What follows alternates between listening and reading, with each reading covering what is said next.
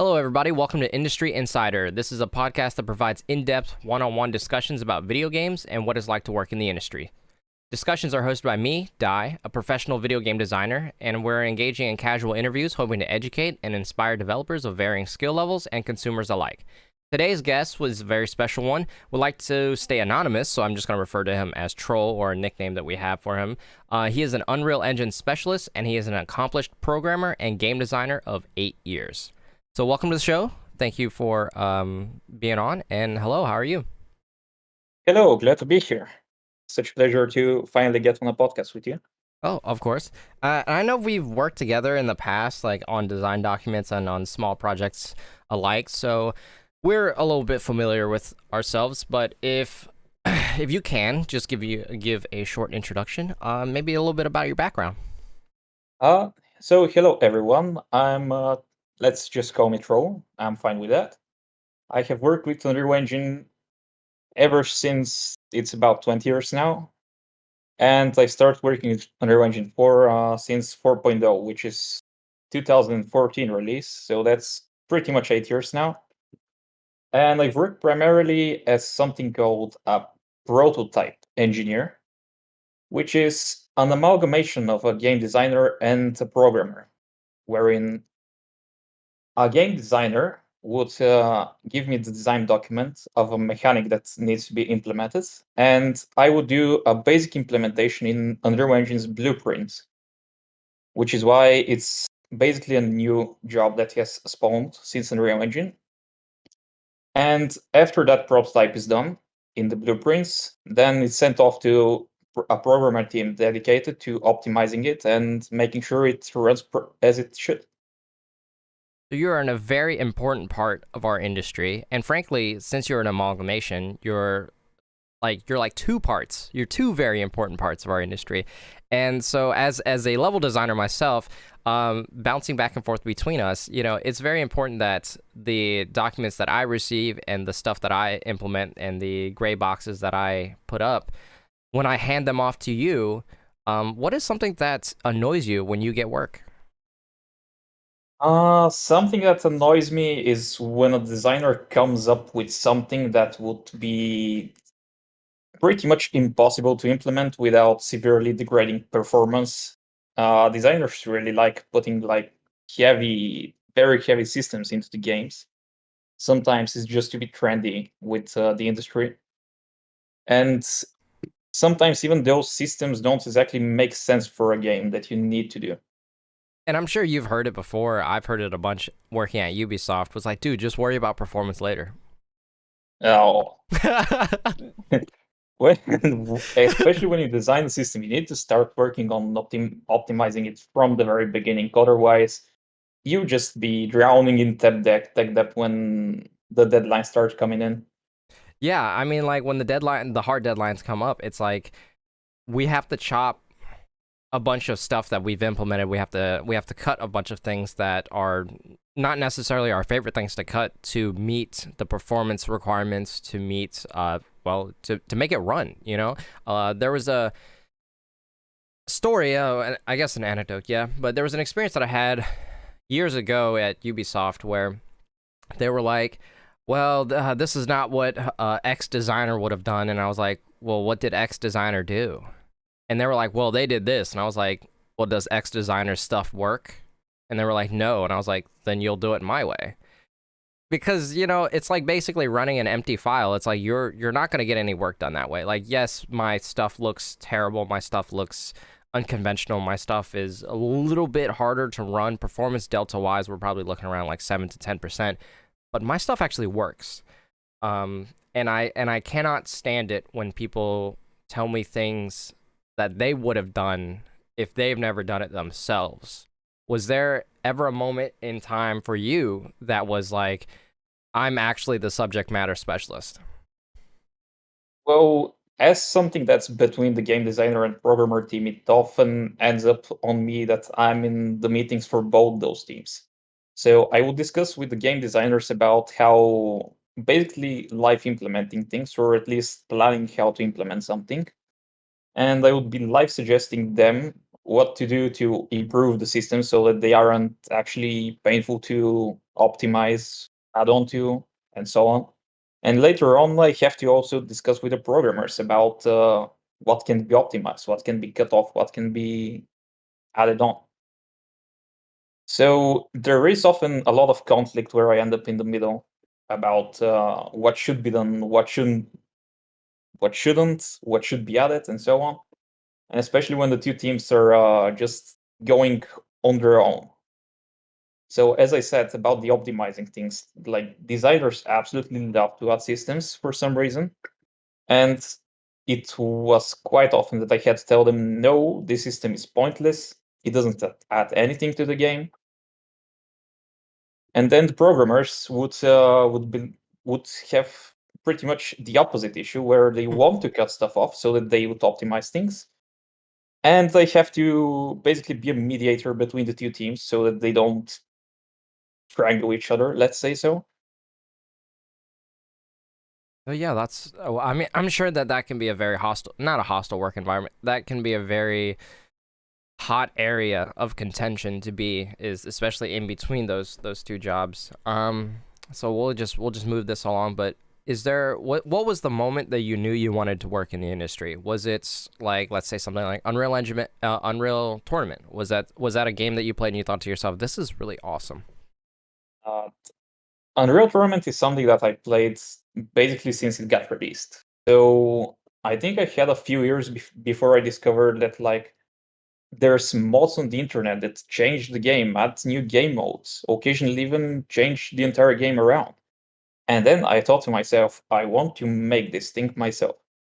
And basically that's how my game development, uh, how do I call it, adventure started. Mm-hmm. Well, hey, it's super nice to be able to see somebody who saw something and was like, let's do it ourselves. We're very similar in that regard. Obviously, I started game development just because Kojima announced that he was retiring, and I thought to myself, why don't I just make games that I wanted to play? So I ended up leaving my doctorate's program in order to chase that dream. It is respectable, but there's obvious risks to it, especially if you're like starting on your own. Yeah, and I think that Kojima and people like Tim Schafer, who else? I can't remember anybody's names, unfortunately, but people who have the auteur position in the game development industry, it's very dicey. And this is all in retrospect. Looking back, I was happy to be inspired by Kojima himself, but I think that it's something dangerous to be inspired by people like that, because they are very much chaotic in their work nature, in their workplace, in their environments, just because of their nature to be an auteur, to be the one that's pushing it constantly.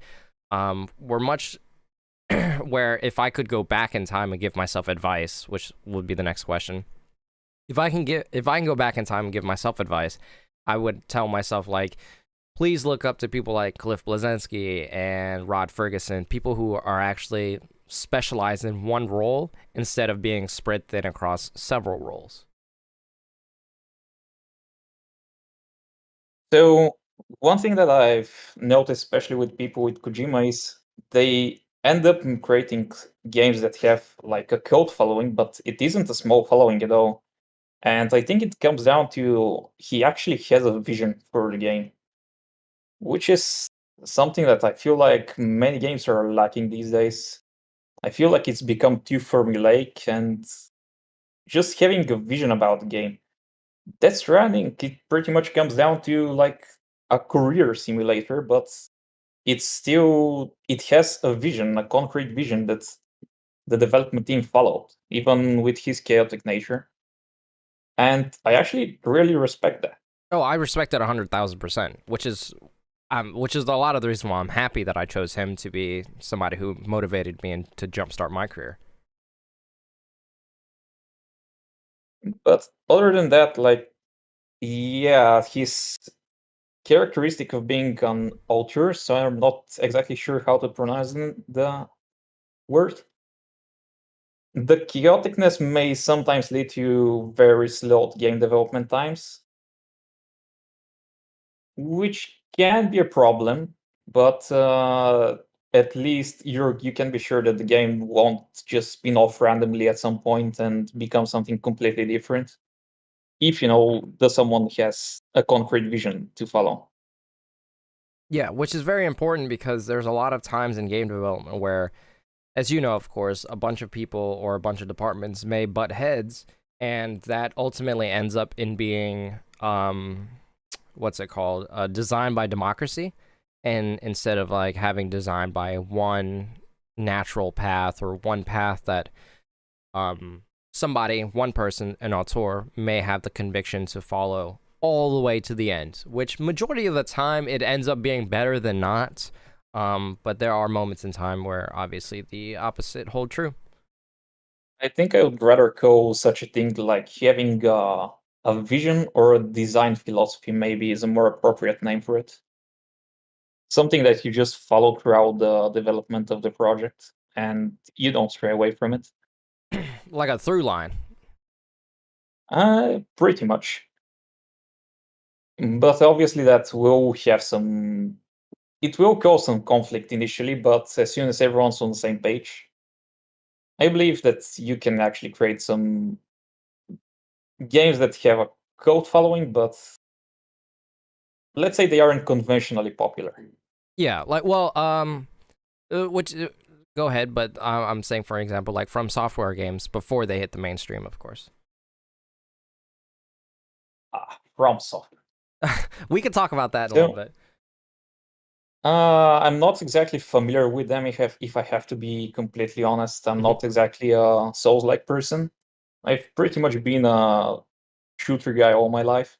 Yeah. Doom, Unreal, so on. So one thing that I really liked about Elden Ring is that even watching streams of it, there's something about the open world that just feels natural to explore. And something about the dotted line missing has been rather relieving to see people going, where do I go now? Should I go there or should I go to this place? And wherever they choose, they're actually on the right path. And it's just nice to see something for a change like that, where the open world it's not exactly an open world, let's say so. Or it's like a what's it called? It's like segments of levels actually put together that are data streamed, and the walls are taken down. They're data streamed so that it's constantly moving forward from one level to another level. Because Elden Ring does this a lot. Elden Ring has legacy dungeons that they have, the big, huge set pieces and levels that they have in the game that are akin to what they previously have developed in their linear games. But this time, once you're outside of that, or once you've made your way through the legacy dungeon, you get basically put right back into the open world. Yeah, I really respect that game because a lot of, let's say, just sprinkling on the map, it just doesn't exist for Elden Ring. You don't see like, oh, this small icon, I need to explore it. You just go around the world and see, oh, I haven't been here, let's go here. Oh, there's a path here that I haven't explored, let's go here. And the progression feels a lot more natural. And which is yeah, go ahead. Which pretty much comes down to like the dotted line missing, which can be frustrating for some players, let's be honest. But I think in the end, it just creates a more natural feeling of the open world.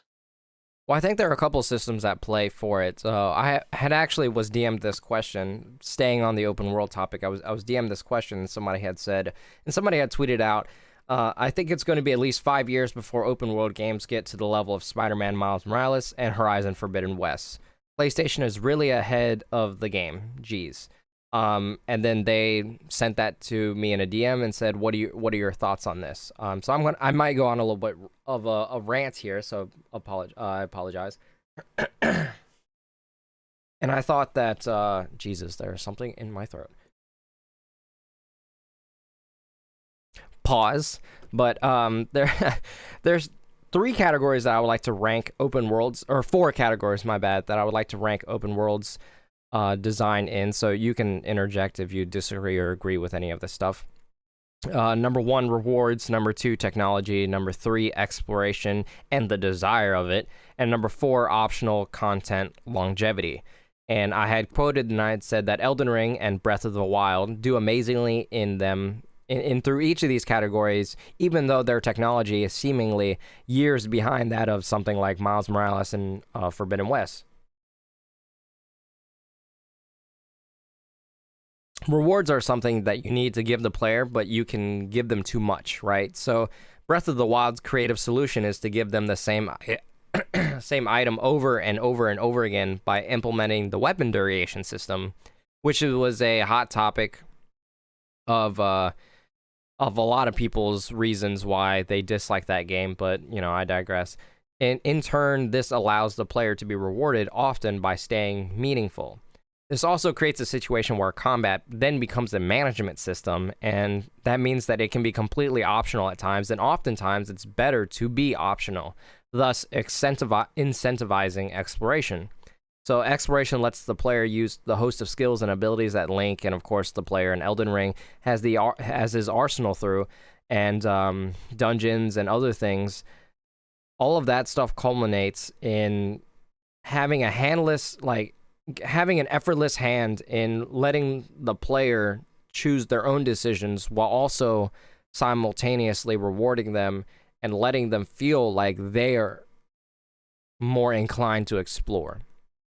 And in Elden Ring, their solution is to give armor sets, weapons, Ashes of Wars, and all of that stuff, even though that there are some of those rewards that are locked behind bosses that could potentially stifle the player, the optional content further drives home the rewards and exploration part of the game because all of it is optional.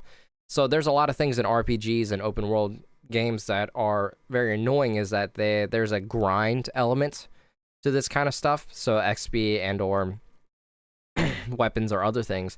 But because this stuff is locked behind optional content in Elden Ring, it makes it feel like a lot of this stuff is done for player enjoyment. And so it never lets the player feel like they're really genuinely stuck, which is something that has permeated through their last entries in their franchises.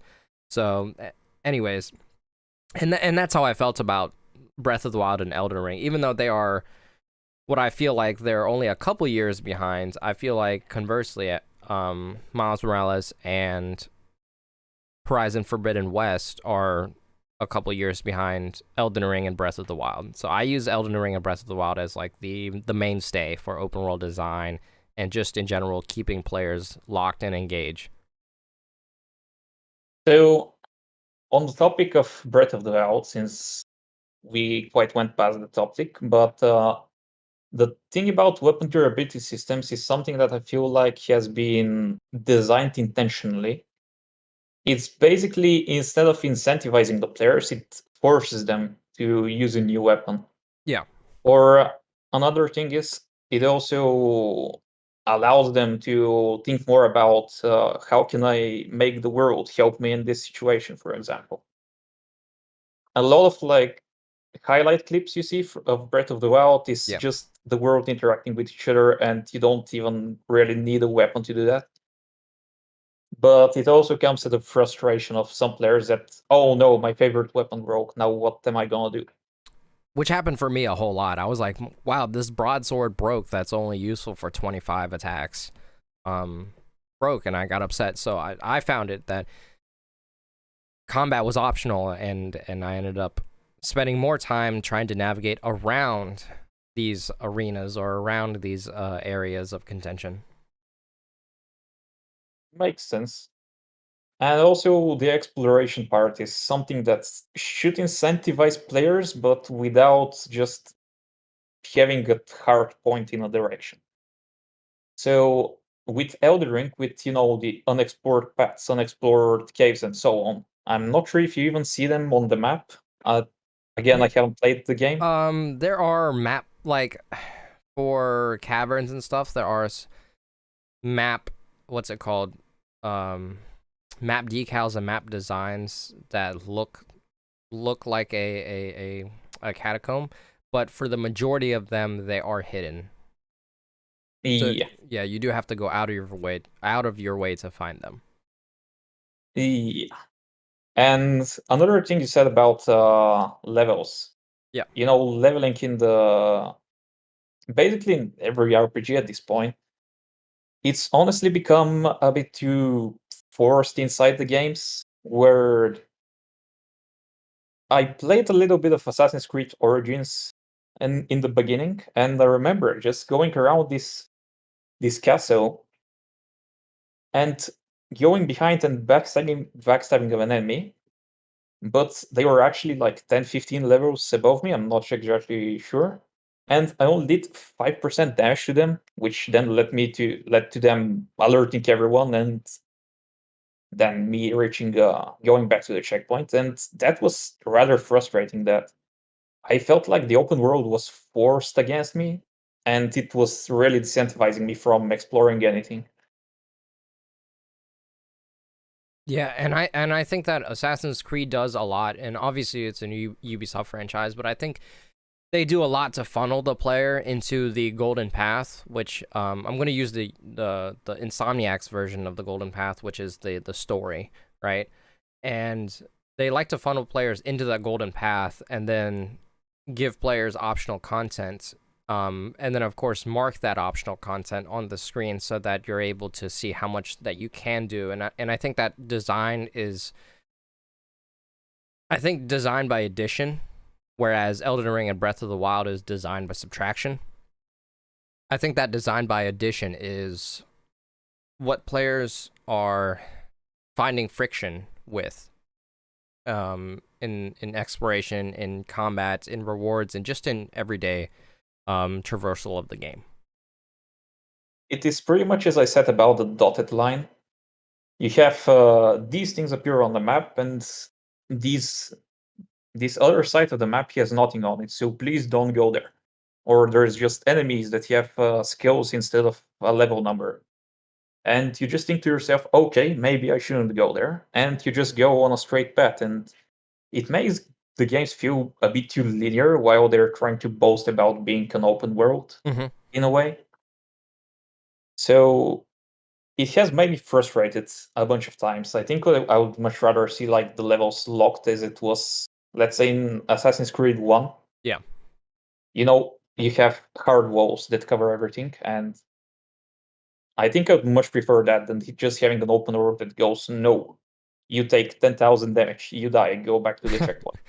And I think that the open world design philosophy nowadays across the industry is a lot of that. It's like, well, it's a linear game, so let's just boost it to open world just because we can. And it's oftentimes it's very unthoughtful. Is that a word? It's not thoughtful for the player to have an open world design or an open world game. Much like how you said, like previously, it was open world in the sense that it's uh you can travel between two very large, wide linear levels and stages, and then you can just seamlessly go through this connector level, like in the original Assassin's Creed. And once you're through that connector level, it's like it feels like these huge worlds are connected, but in design wise, they're very linear. Is there something that's how do I say this? Is there something in open world games or in games in general today that is for you unnecessary or unneeded? And this doesn't necessarily have to be open world. This can be any game. I will be honest and say that like leveling is something that has been a bit just too forced inside of games these days. It it doesn't feel exactly natural for a lot of the games to have levels in them. And again, the open world systems in everything occasionally don't feel exactly like open world. So we have the linear path that the designers made, level designers, quest designers, so on. And it feels like you have an open world slapped on top of it instead of designing around the open world. It just doesn't feel natural to have open worlds on a lot of those games. And it seems to me that like a lot of these games have busy, bustling towns and busy, bustling streets and stuff like that, but they often feel empty, which is odd because Elden Ring and Breath of the Wild have, well, essentially nothing in their open world, but they feel much more alive than a lot of these games. Indeed, the open worlds these days have been a bit too large for systems that procedurally generate them. Elden Ring and Breath of the Wild have the unique thing that everything in them is pretty much placed deliberately. You don't have, okay, so this town now has 1,000 citizens. That's it. A lot of things don't feel natural in the open worlds that aren't, Elden Ring, Breath of the Wild, so on. And it feels a lot less convenient to play, maybe. Bit too much slapped on again. Yeah, it's just like, again, that design by addition is something that's I'm not entirely sure when it started and how it started, but it's like it really comes down to we want to make this, we want to showcase the player that this is impressive. And I think that a lot of game designers, level designers, whatever it may be, are afraid of subtracting things to make it feel as if there is a narrative function or a narrative driven mechanic behind a lot of this stuff. I hear a lot of gripes about Elden Ring. It was like, oh, well, why is it like this? Why is it like that? And I'm like, well, there's usually a lot of narrative reasons behind those things. There's usually not a lot of narrative reasons why these bosses are duplicated or why these enemies are in one specific area and not the rest of the area around them. And I think that again, that's something that a lot of these new games lack is that narrative cohesion.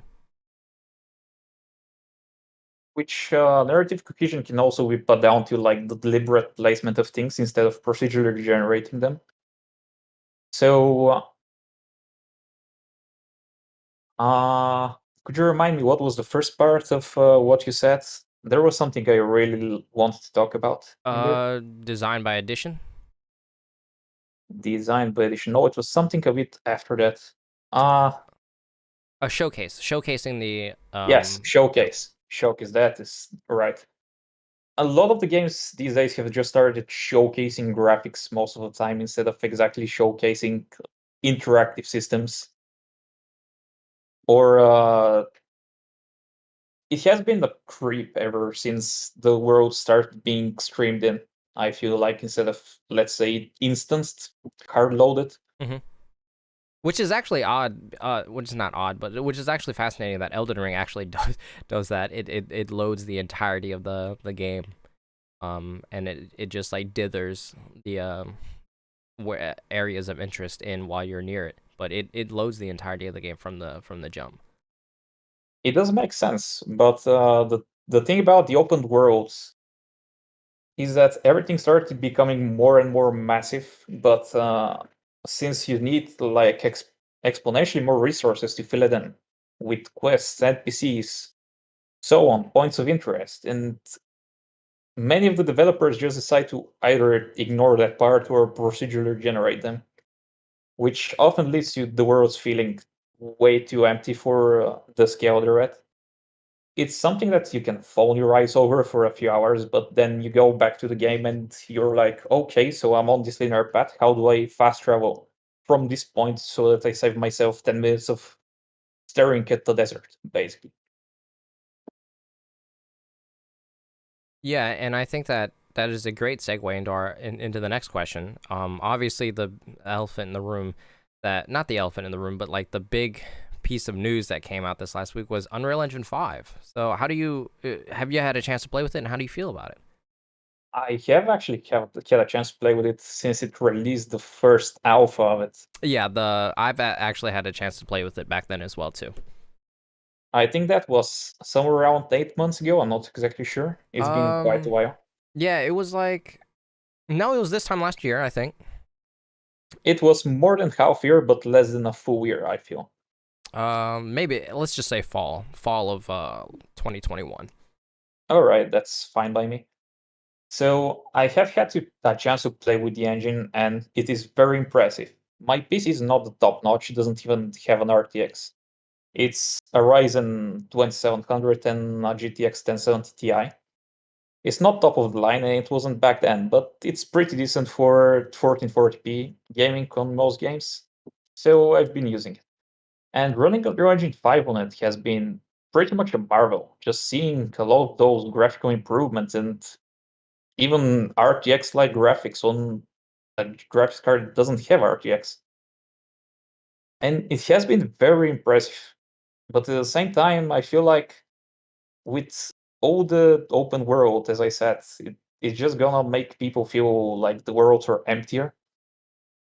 Like we see in the Matrix exam, for example, is since it got released for free with the 5.0.0, Mm-hmm. the official release. It has a linear demo. I haven't actually played for that, but when you get into the world yourself, the only thing you can do is just drive around and play with some graphical settings and smear your face in pixels, so to say.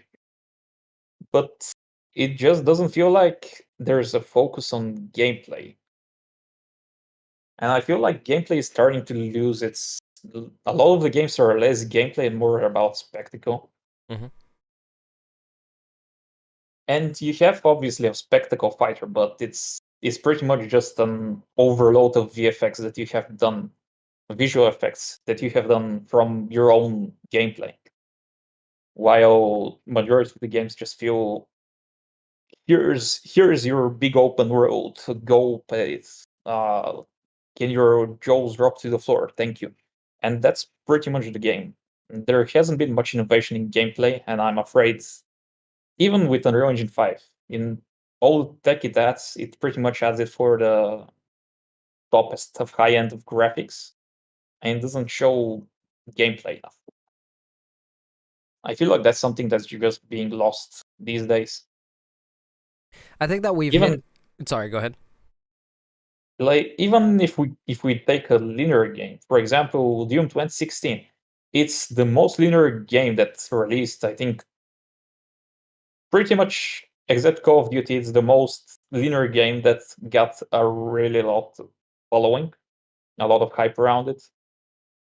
And I feel like games like that are starting to really diminish in pretty much creativity in terms of gameplay instead of creativity in terms of making the bigger world for the sake of the bigger world. Yeah, and I was just gonna say, like, I think that gameplay has hit a plateau in design wise, and I think that this is probably just the fault of just AAA game development in general. But I think that it's hit a plateau in where we've hit a lot of designs and we've hit a lot of systems that are templates essentially across the industry, and people want to not deviate away from those. I've actually had a really awesome pleasure of being able to listen to the designers of Doom Eternal and of course Doom 2016, Hugo Martin, and he had said a lot of things about their design philosophy inside the studio was that it wanted to give the players more.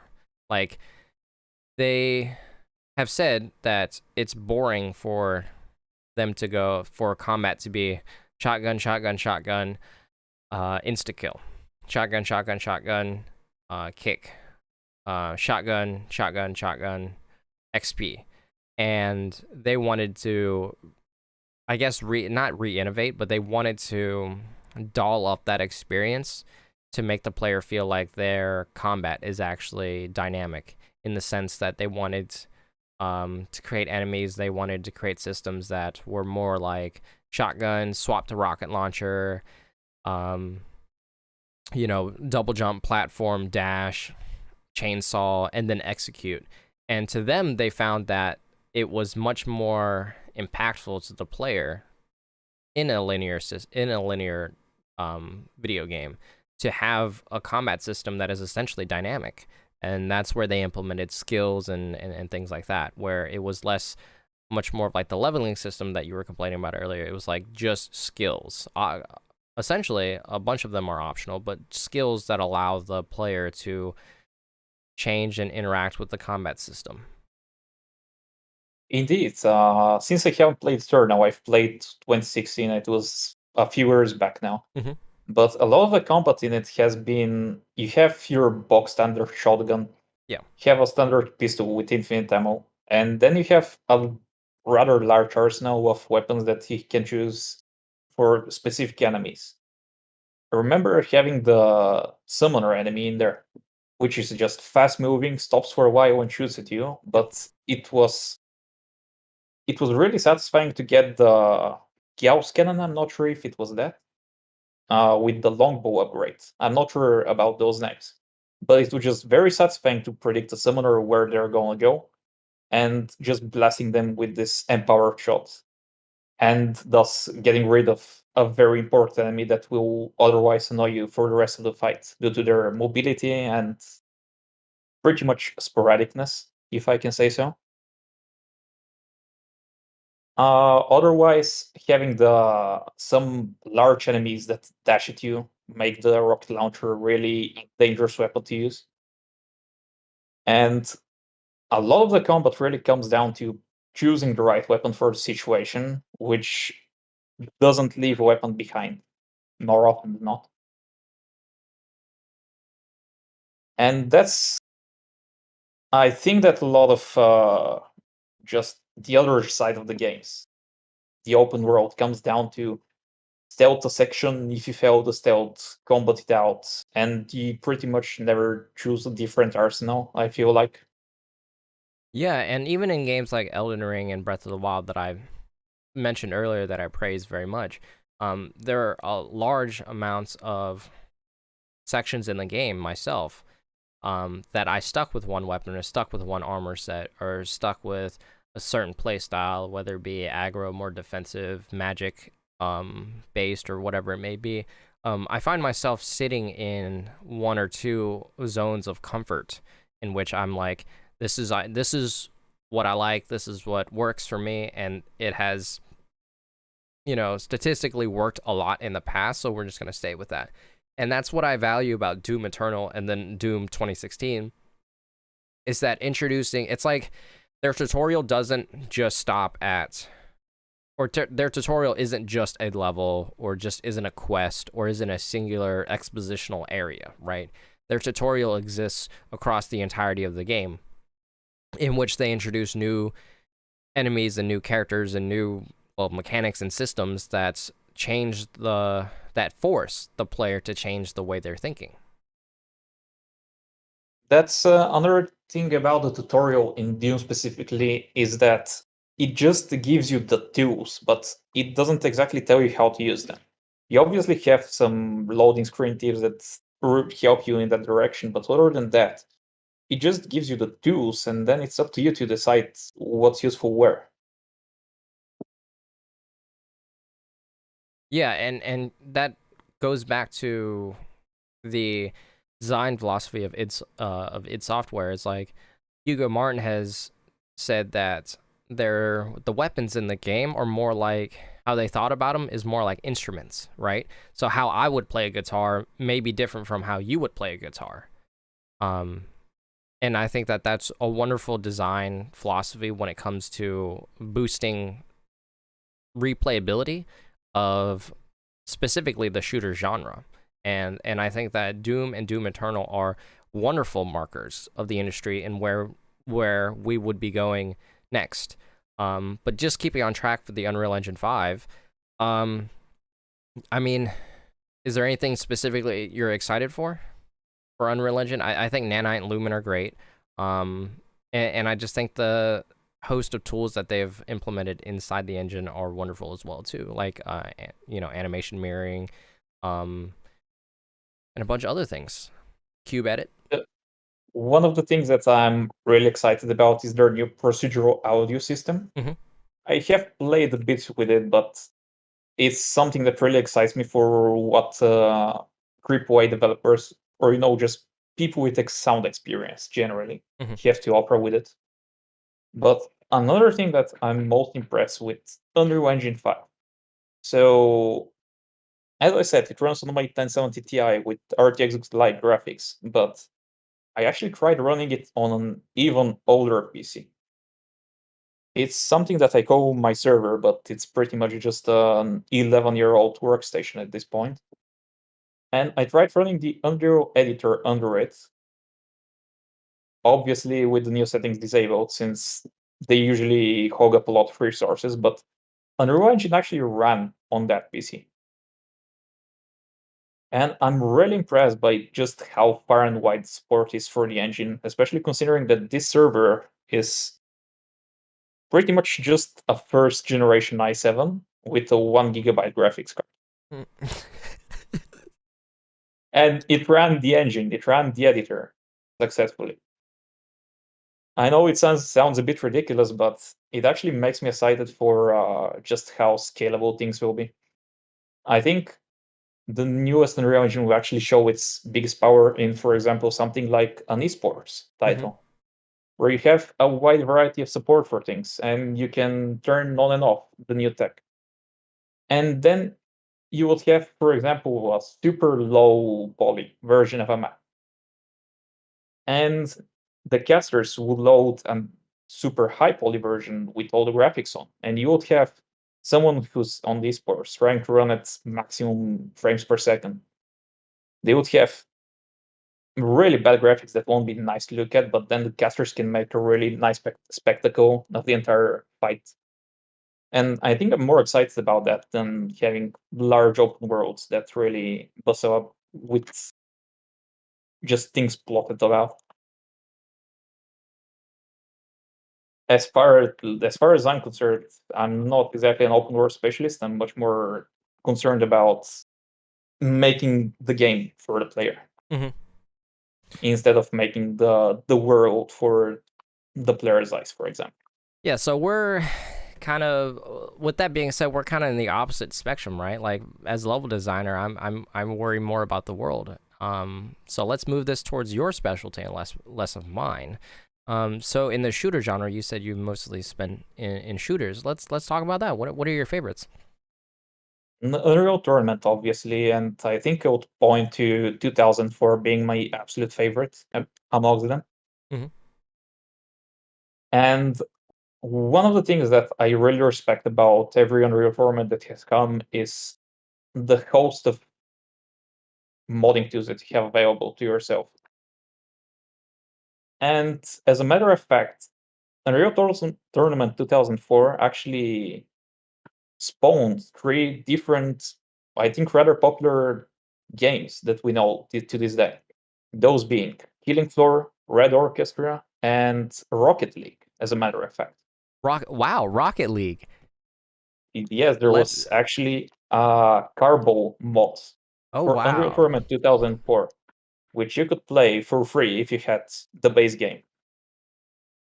And since Unreal Tournament actually added the vehicle systems, that's what they used for a lot of the game's spawn cycle, so to say.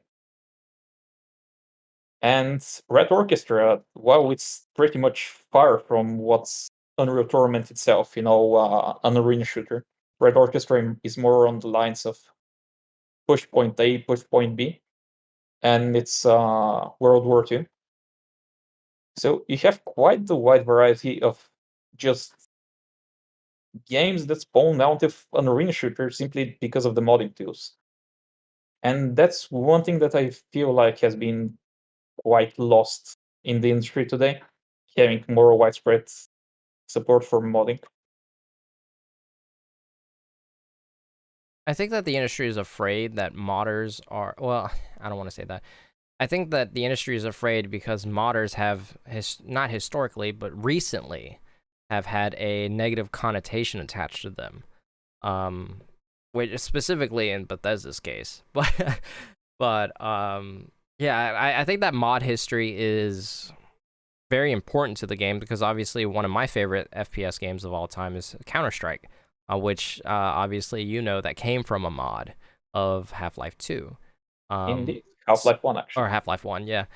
And I think that that's something that the industry is missing, is that creativity in small studios and small sorts, or just even solo developers.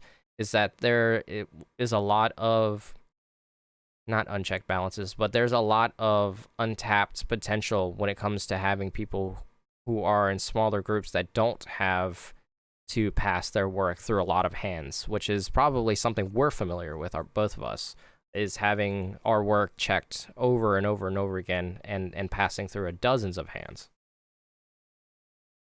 Indeed. And those small studios, they can still use the latest engines. Obviously, they can disable things from them, and I think that's actually great, since you can maybe get away with having a low poly game in Unreal Engine, Mm-hmm. but still using the latest graphics or some neat tricks.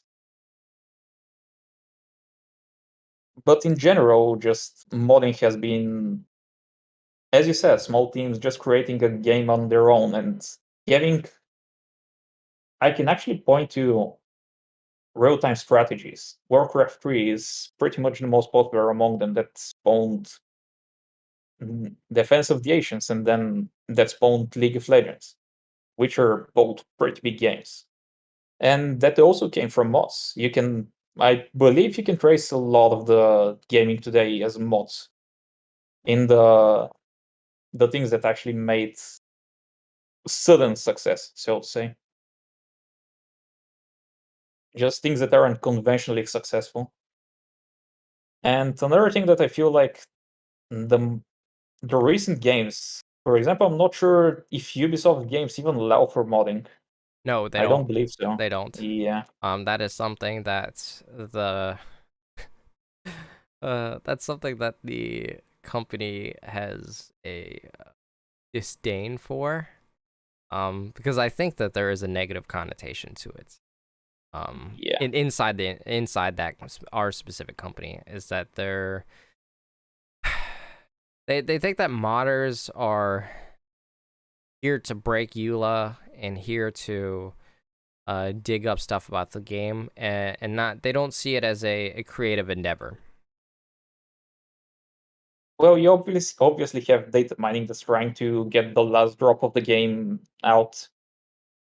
And that's actually something that Unreal Tournament 2003 actually had a prototype for vehicles. And a modder decided to delve into it and saw, oh wait, there's actually vehicles in this game. Why aren't they in the base game? And we know 2003 was pretty much a humongous flop. It had so many issues on launch, and they later re-released 2004, this time with new game modes that actually featured those new vehicles.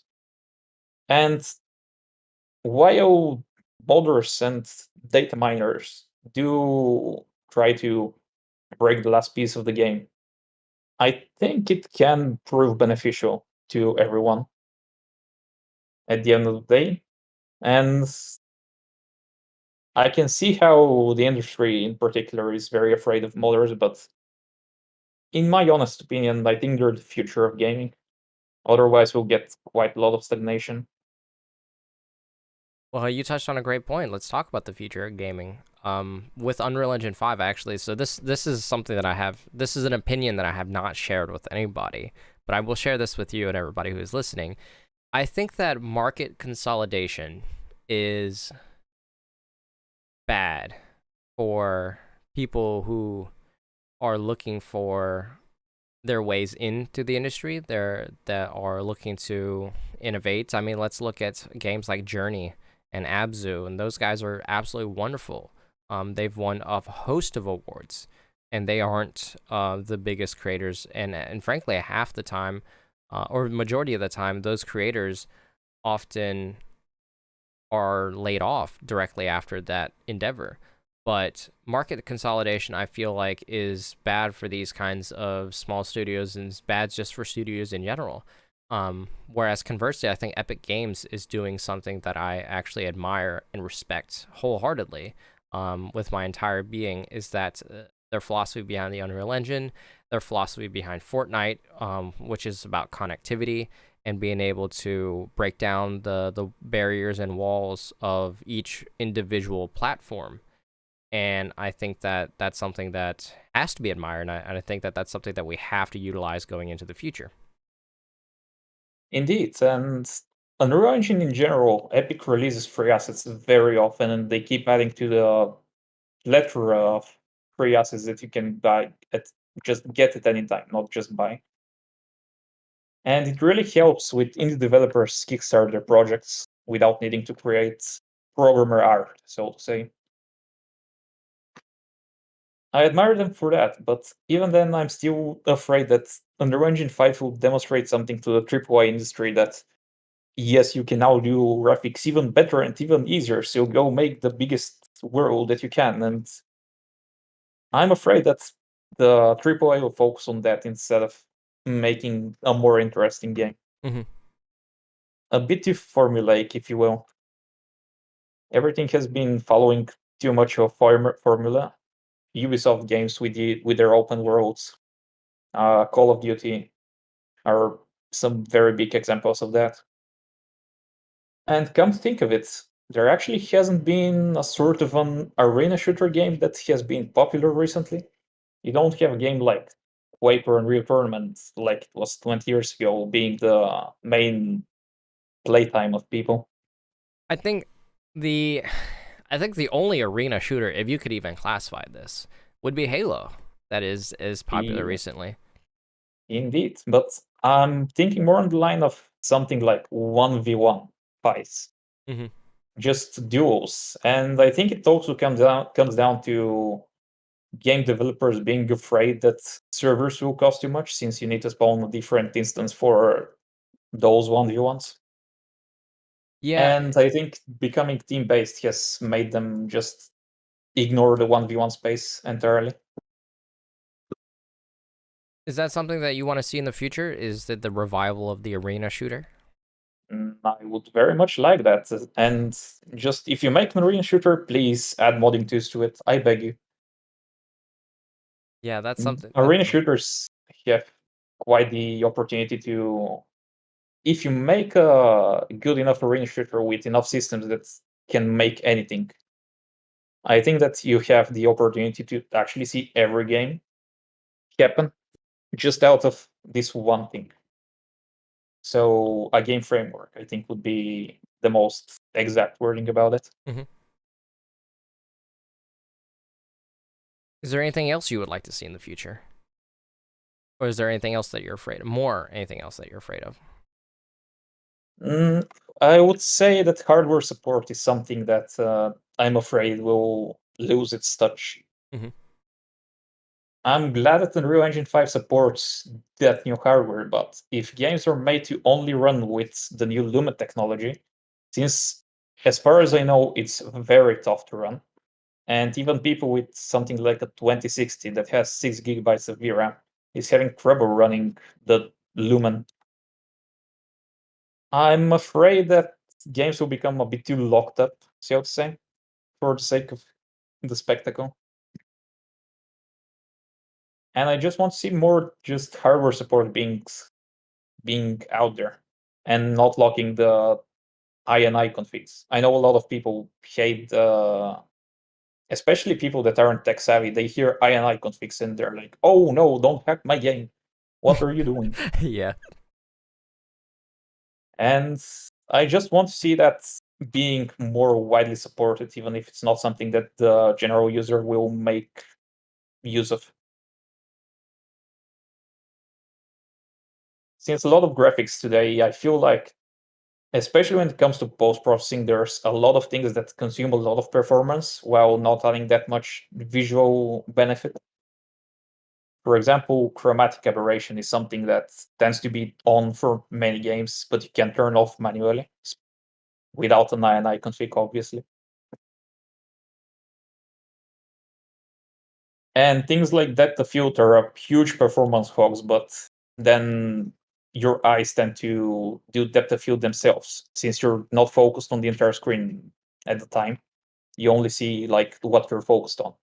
So depth of field feels a bit too much just forced.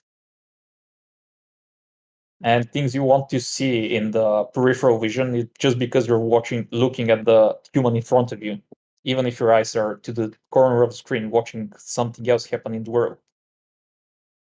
It might actually be something that happens with the open world games where depth of field actually covers up interactions that happen in the world, which is something that I'm curious now about researching, if that actually happens. That has been a bit of a tangent. I'm sorry about that. No, it's all good. It's like it's very important to be able to see or to be able to talk about both the pros and cons of our dynamically growing industry, right?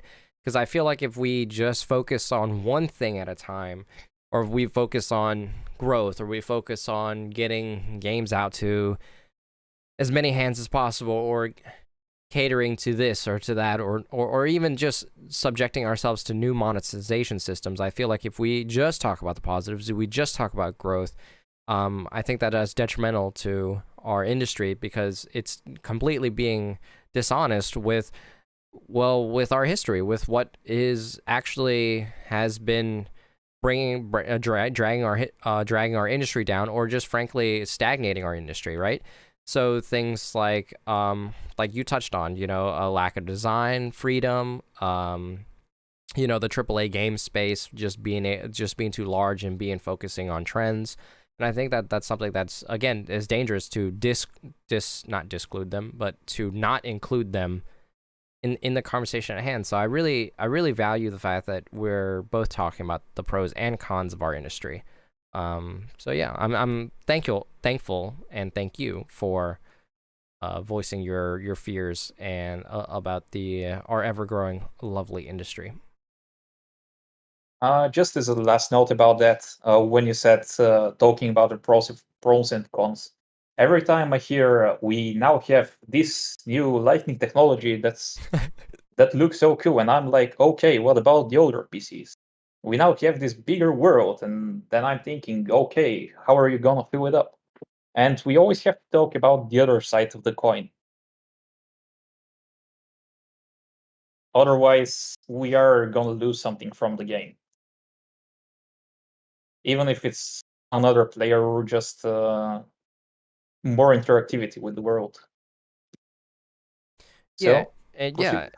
yeah, I mean, again, it's wonderful to be able to talk about those kinds of things because I mean, it's necessary, right? It's necessary to be able to talk about the other side of the coin, because a lot of the time we'll end up losing the history of what made our industry so wonderful, what made huge impacts in our industry, right? So games like Unreal Engine or Unreal Tournament spawned the host of games that you spoke about. It's like we lose that what's it called, that introspection that we have of our own industry, looking forward and trying to grow bigger and better and faster. And I think that we do need to slow down because we are reaching an area of diminishing returns when it comes to graphical fidelity. Indeed. And also, the biggest games that are played right now in the world are games that actually don't require very powerful PCs. You can play League of Legends on my set server at more than 60 frames per second. I mean, And yeah, you could play League of Legends, Dota, CS:GO, all of these wonderful games, Team Fight Tactics. You can play all of these games on like a i3 and the 750. yeah, exactly.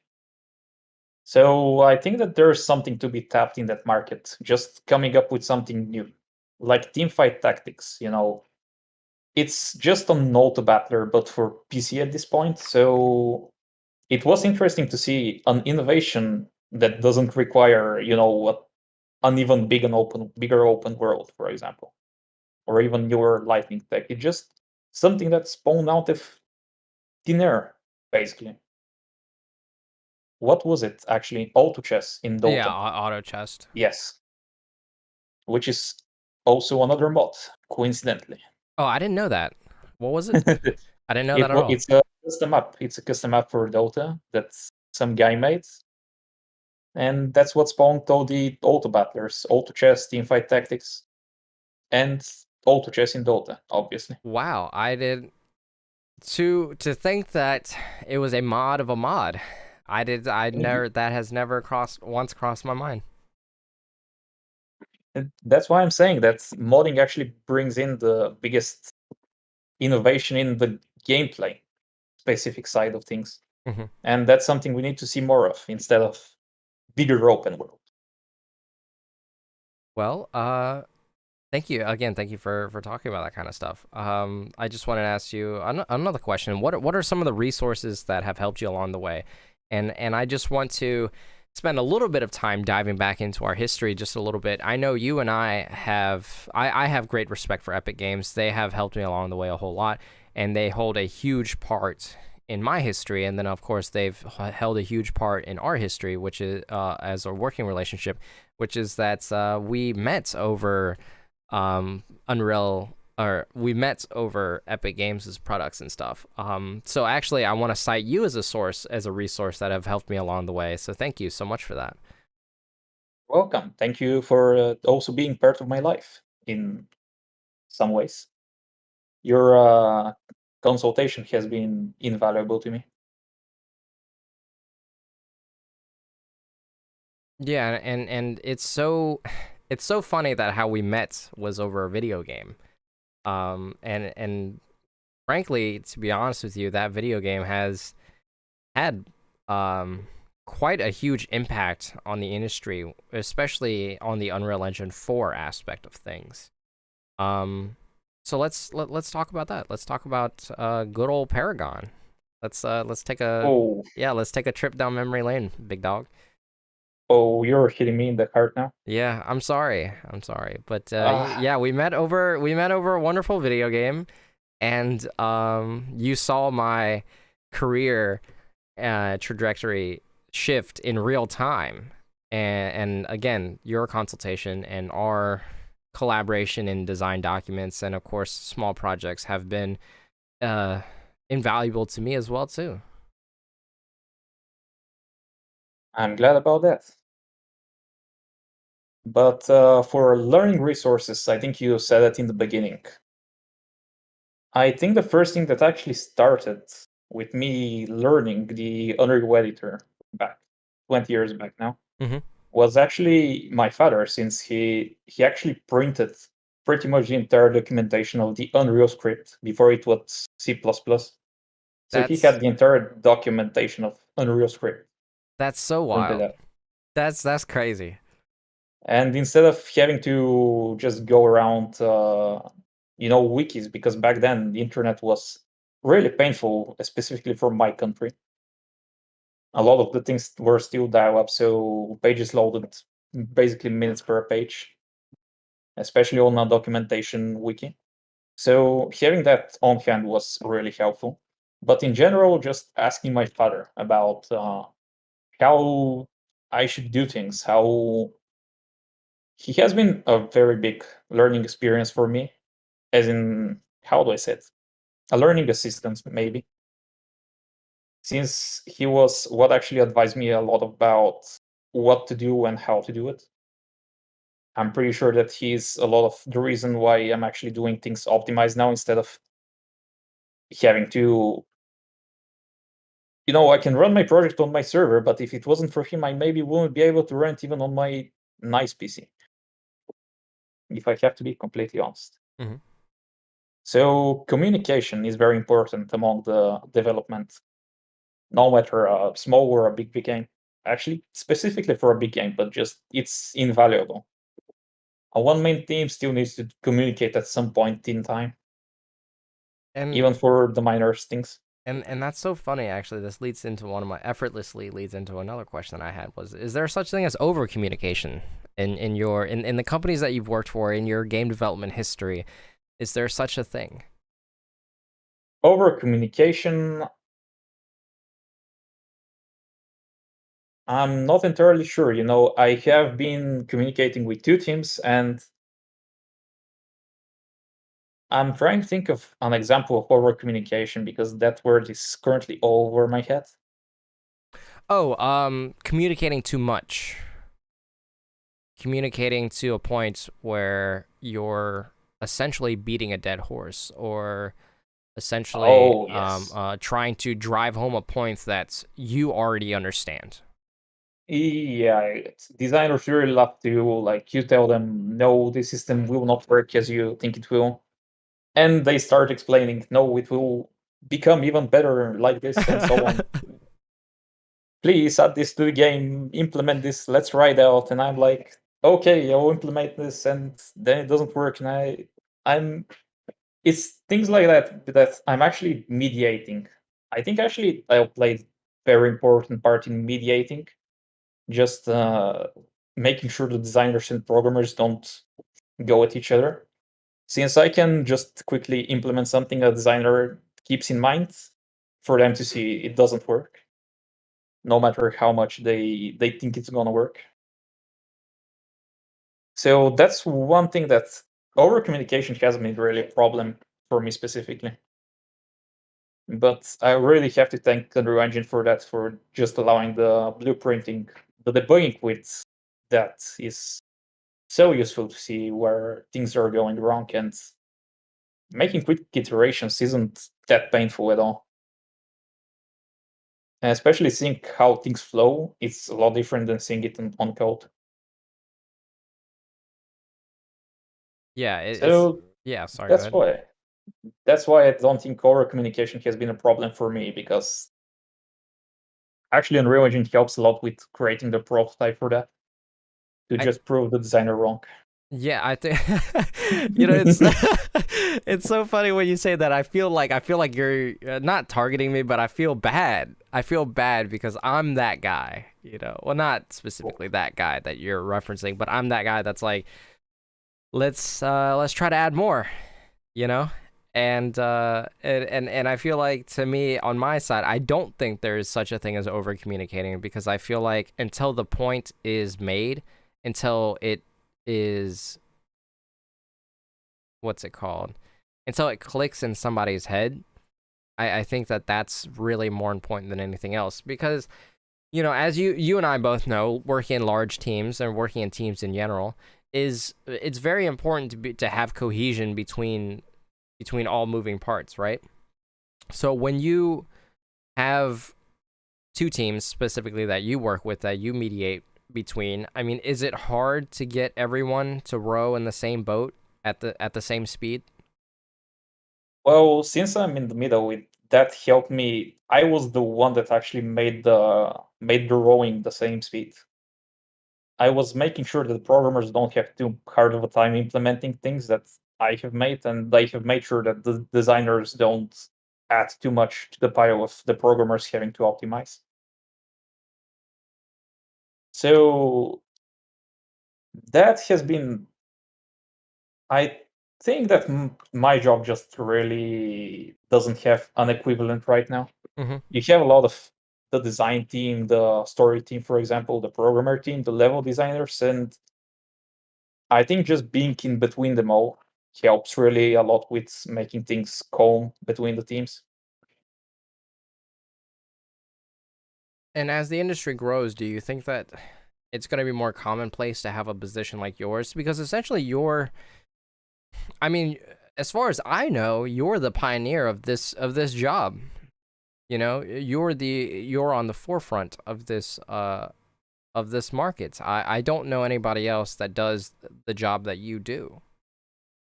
Indeed, and that's again, I believe that's something that Unreal Engine was able to spawn with the blueprints. Is that I think that such a person can be very valuable for the team to help reduce the differences between the various teams. Just being a mediator between them and knowing just a bit of everything can be helpful to everyone. Even if the director himself wasn't exactly on top of the game, Hmm. I'll be honest. Me just being there in the meetings, able to communicate between teams, has been very helpful in creating a good middle point that every team can be agreeing on. And it's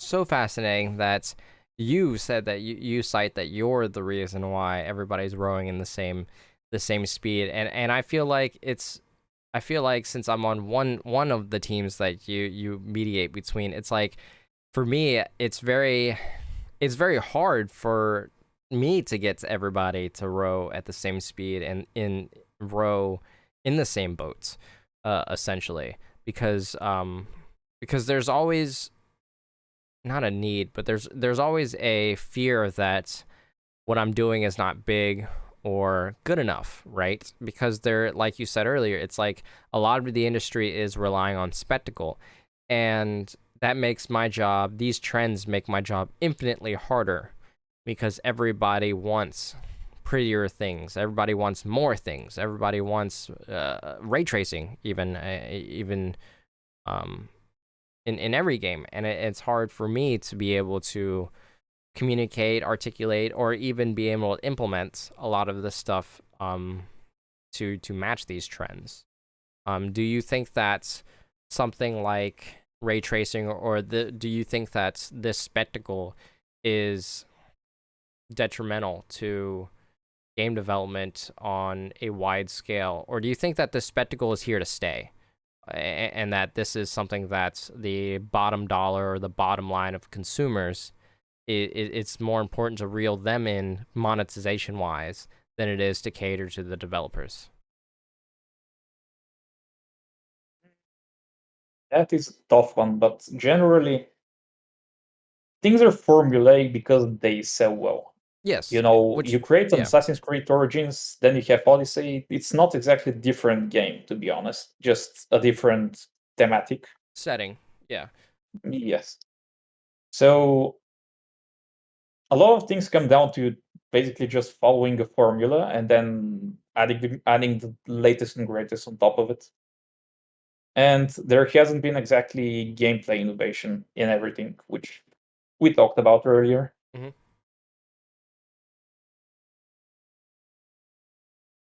So I think that it's possible the latest and greatest graphics take away from a team, but you also have the problem of exponentially rising teams and exponentially rising costs that desire exponentially rising sales, which leads to creating games exponentially more formulaic so that people know what to expect. Yeah, and So I think this is just a byproduct of our growing industry, right? Because a decade indeed, ago, I mean, you and I have both seen this industry move at such a rapid pace. But a decade ago, I mean, it was not something that was popular, you know. And indeed, then now it's shoo, it's encompassing several other industries, and it's things like Unreal Engine have been in approaching and encroaching on other industries as well, much like movies and movies, films, and music. And I think indeed. that as our industry grows bigger, it is substantially harder to cater to the devs, just because it's more about making money and less about making a product that stands on its own. Well, the problem is how do you make if you make a product that stands on its own, then how do you make money out of it? And if you create something too different, maybe people won't buy it for that reason. They see the reviews and they're like, "Oh, this isn't this game at all. This sequel is nothing like this game at all." So I'm not sure how to feel about it. Here's a 6.5 review from me. And that impacts the general consumer about whether something's too different or not.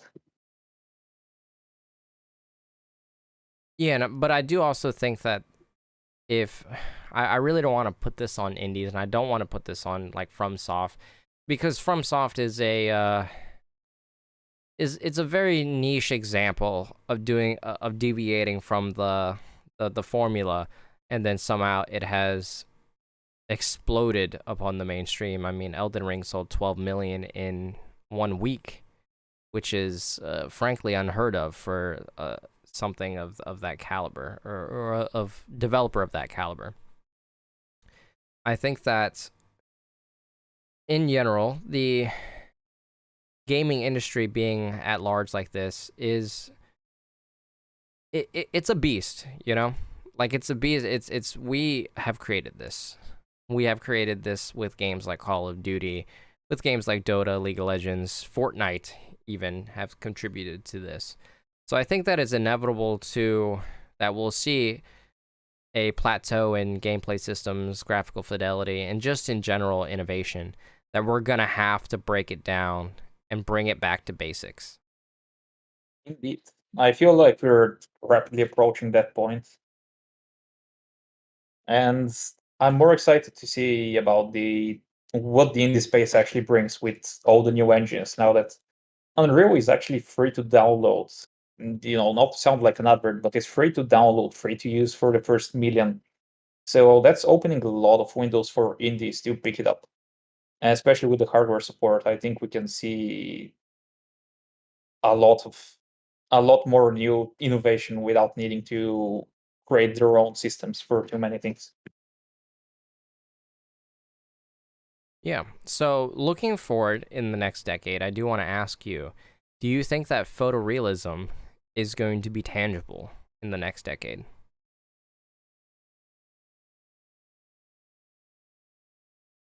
In the next decade, photorealism will be tangible. I think it can be, with Nanite being one of Unreal 5's leading technologies. It uses a lot of photo scans that are tens of thousands of polygons for a simple rock. I think photorealism is easy to be achieved with that. However, I'm more thinking about the implications of you have photorealism, but then what did you do with it? Yeah, because at the end of the day, photorealism is great if there's is great to draw players in and to draw people in, but it's not going to serve a purpose if your game is empty. Exactly. I think photorealism is just a tool to use. While I do want to have photorealism in the mainstay in the next decade or so. I think that it will be tangible after this generation of consoles.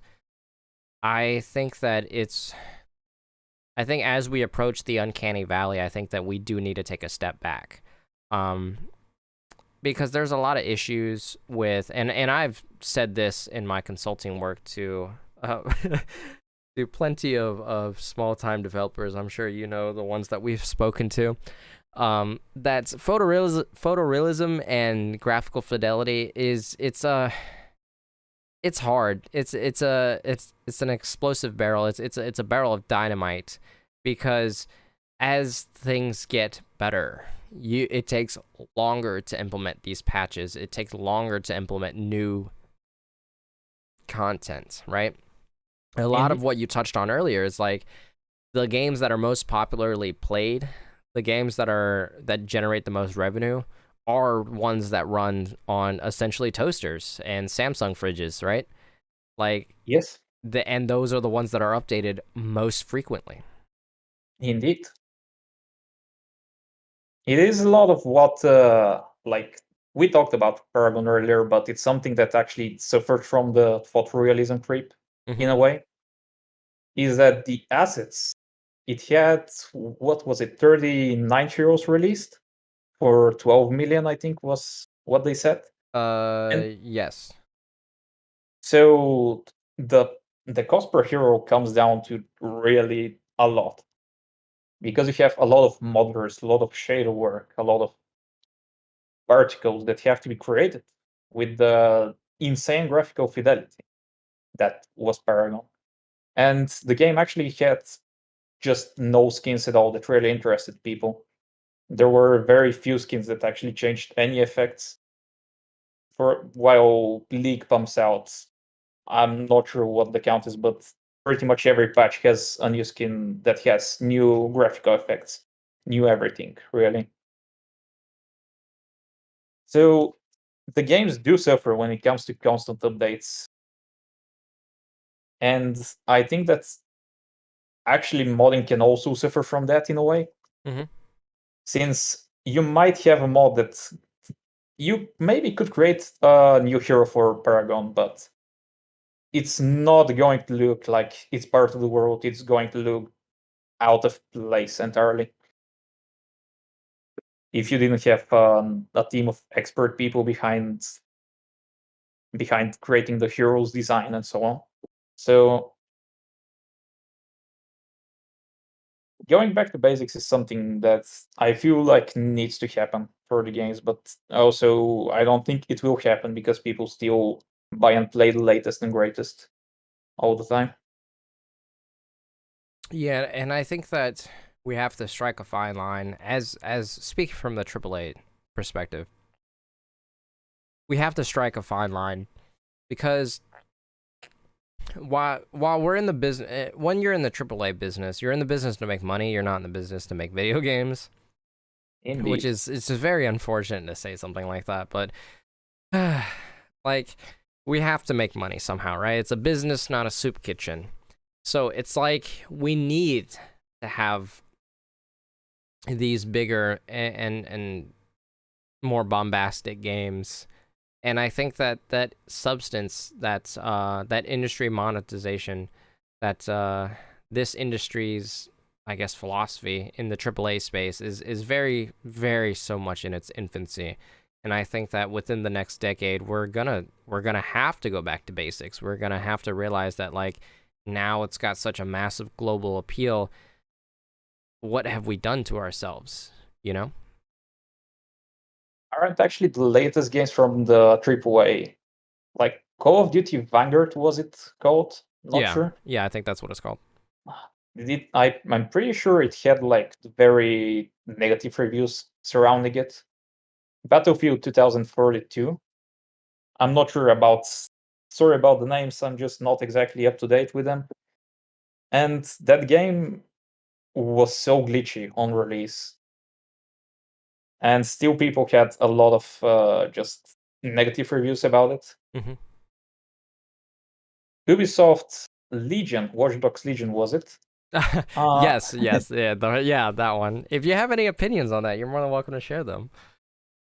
Oh, one of the things that I really have to agree on with some critics is that procedurally generating every character in the game makes it lose like the personal touch, like the immersion you have with the character. Since everything is procedurally generated, you don't exactly have a designer who has touched it, and it feels rather soulless when it comes to the gameplay. And you usually will get the best and greatest characters every mission anyway. You might have like you might take Granny with Taser, for example, a couple missions just play around with the systems, but other than that, it feels rather soulless. And I think that that was something that's that had a narrative cohesion with, right? With the concept of, well, not a narrative cohesion, with the design cohesion, the philosophy behind like you can play as anyone because essentially this is the real world. These issues that are boiling in the game have been boiling in the real world for quite some time now, and we wanted to mimic that. But I think that narratively there was a disconnect, or at least not a very strong connection between that gameplay system that we implemented. Indeed. Again, procedural generation is something that the industry has been going forwards to. So Minecraft is the biggest example for procedural generation, and you pretty much make the story for yourself. But even then, just some people aren't creative enough, and they'll just not play the game for that reason.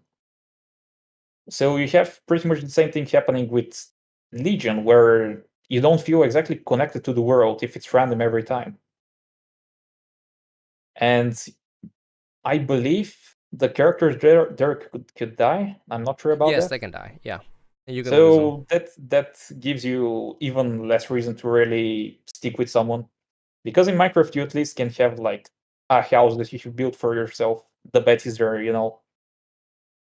It's something that you made yourself. But this character, you might have played him for 5 missions and suddenly, poof, he dies. And all your narrative is now lost, and you have to use someone that you basically recruited for an ability for a mission, and that's about it. Or just think that it will be cool one day. And you just lose the connection to the world, really. Connection to the narrative, connection to the world. Because this narrative as your main character that you had for those missions is just something that you have built up yourself. So losing something that you have built up yourself is pretty much detrimental to just your experience of the narrative of the game. Or just even player enjoyment, right? Because like Indeed. when you build up something yourself, you have an investment. It's something personal. This is something that you've gone out of your way to do, to make, to create, it has a touch of yourself in the game.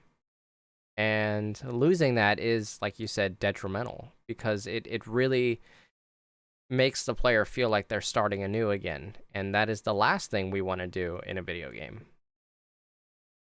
And especially with narratives. So I don't believe, I think starting Assassin's Creed 4 Black Flag onwards, Mhm. the main protagonist is just random every time. Correct me if I'm wrong, sorry. Black Flag onward? I mean, the person you play as in the Anima machine, let's so say. Oh, well, let's see. After that one, we had, What was the one in Victorian era? yeah, that's the Syndicate. Syndicate. Yeah, it was 2 characters. Yeah. But my point is more that you had like this steady character that you progress through Assassin's Creed 1, 2, 3. So you had quite the attachment there, and the new Assassin's Creed just feel like you don't have exactly an attachment to the game after you're done with it. You're not waiting to see, okay, what's going to happen to my anima character now. I'm not sure exactly about the name. Maybe it was Oh, Animus. Desmond was the Yes, Desmond. Desmond was the main protagonist. Yes, but my point is that for onwards, I don't believe he had a Desmond in it. He just had someone who's new to the game, new to the world every time.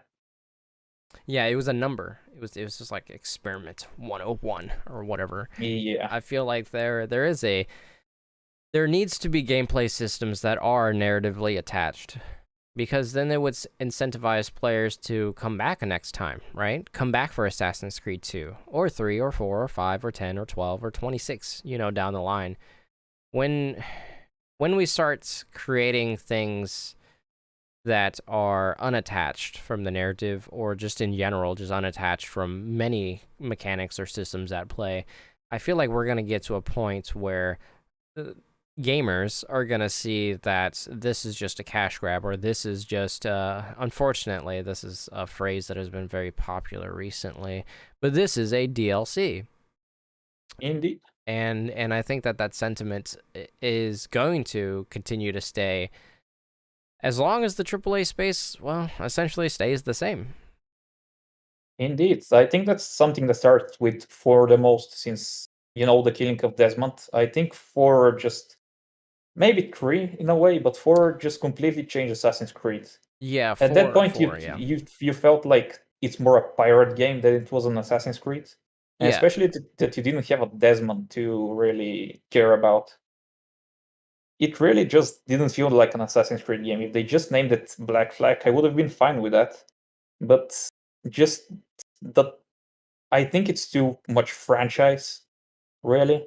Yeah. And coming back to my point about just doing 5% of someone's health from a backstab, it's another thing that just doesn't add to the immersion of the game.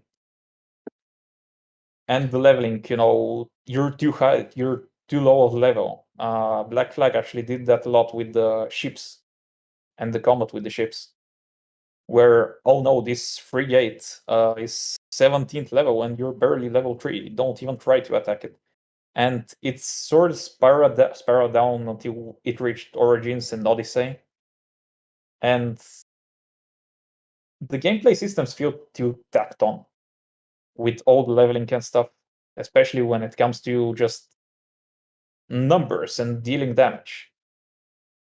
Your leveling becomes you now have 5 more HP and you deal 10% more damage. Congratulations. Instead of I leveled up by gaining an ability like you did in Assassin's Creed 1, for example, where you get the throwing knives that actually allow you to solo out guards in the world without having to take too much time to really get rid of them.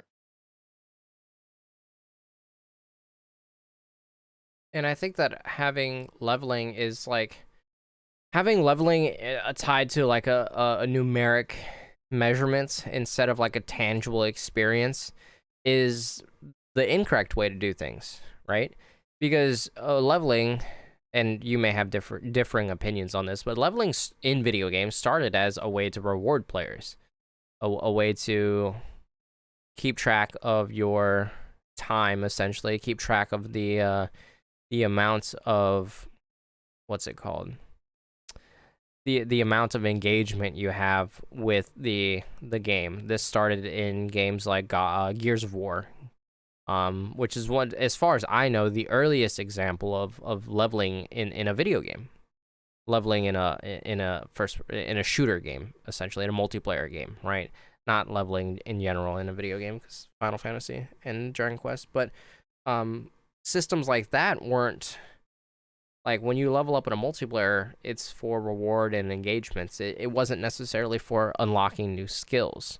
But I think as we attach those RPG elements to games like Assassin's Creed and Horizon Forbidden West, I think that we start to lose, we start to have a disconnect between several mechanics, and we start to have a disconnect between how cohesive the story is to essentially the character. And that was my biggest. Did you ever play Tomb Raider? Tomb Raider, I played a bit of it. I remember it in a way.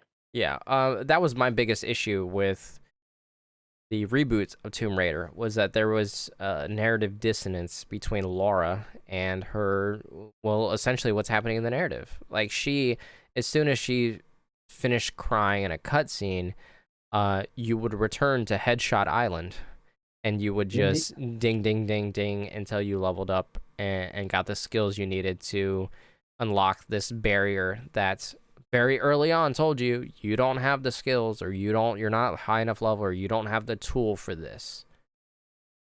Go kill 10 tigers for their skin to make this new thing that will definitely help you kill these baddies instead of having a more meaningful progression towards that.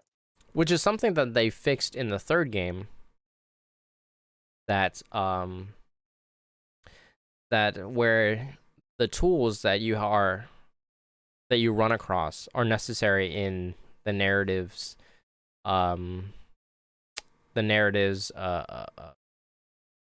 what's it called, placement, not placement, but how deep you are in. Does that make sense? I can't remember the word right now. I can't either. The how far you are in your progress, your narrative progress. Oh my god. So it's like, that was, to me, the third game was cohesive in my experience, much better than the first game. And I actually got into not an argument, but I got into a debate on the internet about which Tomb Raider game was the best Tomb Raider game, which one was the worst. And a lot of people seem to think that the third one was the worst, but I think that the first one was the worst in that regard.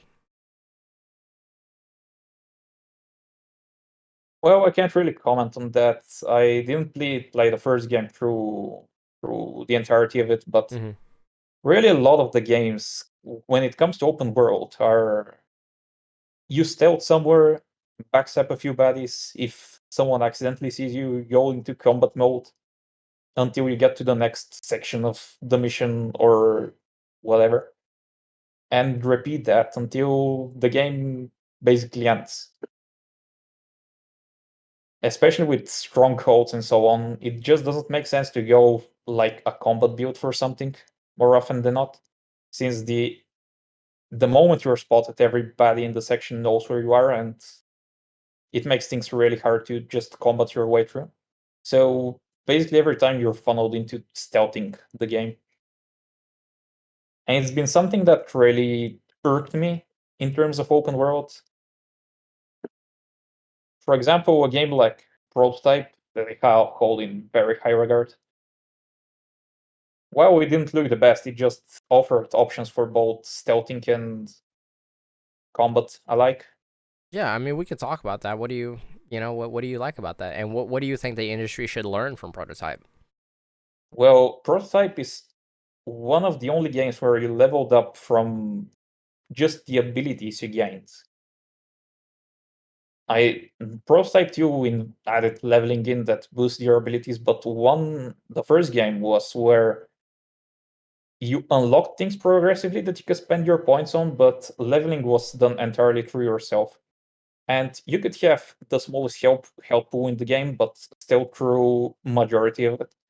And also the game was littered around with just objects you could kill the big enemies with. So there was a lot of diversity in how you approach the game, how you approach the open world. While of course there were some forced stealth sections, it just felt a lot more natural to how you play the game.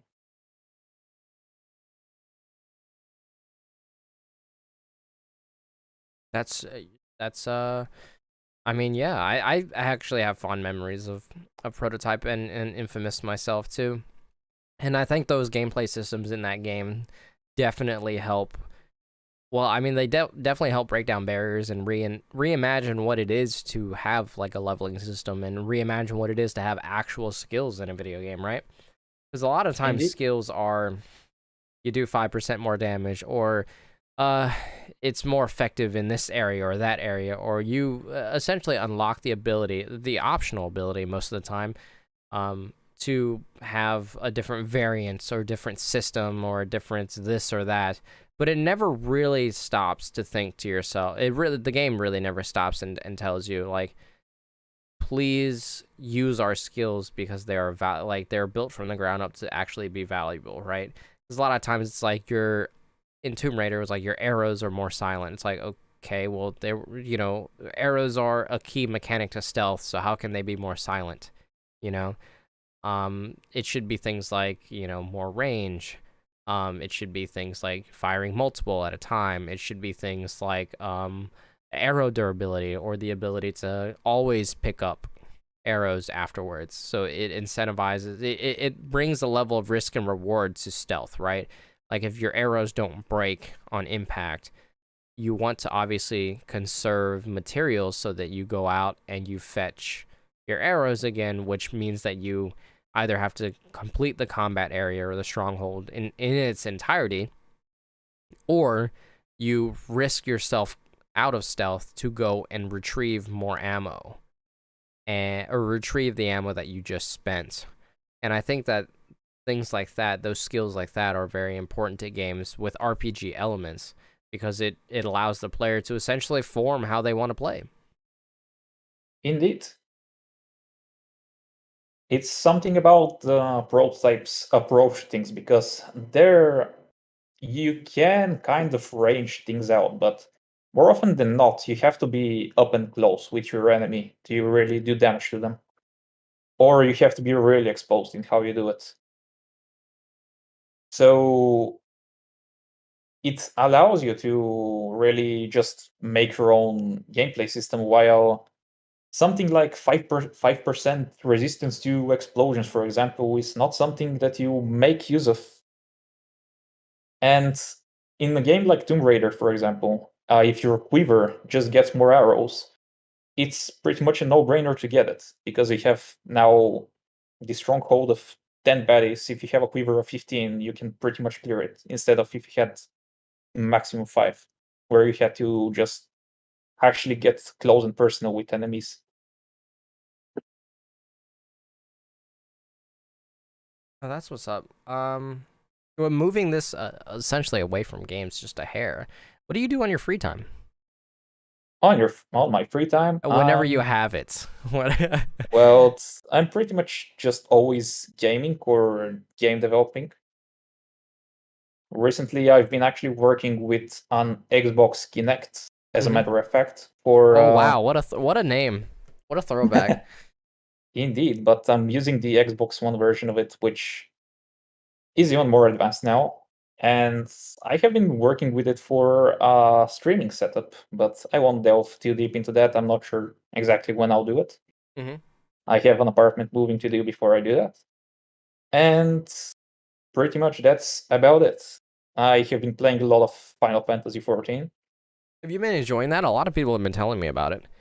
Uh, it's actually The game just today got a very big patch, which I have been really enjoying, and I'm still to go through a majority of it. But it's something that really feels more like a social system than it really is a game, in a way. Since you have obviously you have the raids that get you the best gear and so on, but you also have a lot of RP elements that are with the game. For example, with houses and glamours that you can place on yourself. Glamours being outfits, for example, and that allows you to get some more flair to your character. And it's I actually enjoy it. I'm not going to tell anyone to download it, but it does have a free trial, which includes the base game and the first expansion with no frictional playtime. Sorry for the plug. No, it's all good, man. This is I'm giving you full stage whenever you want. Talk about whatever you want. I still want to play through Doom Eternal. I've been spying on getting a discount on it, and I have a plan to actually go through that. Since I've been seeing a lot of good reviews about it, and Oh, I'm curious to see. It's amazing. If you love 2016, you'll love Eternal. It sounds amazing. Can't wait.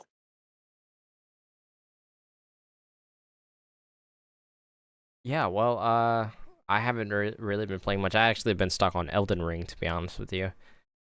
I am unfortunately hit the point of the game where I feel like there's not much left.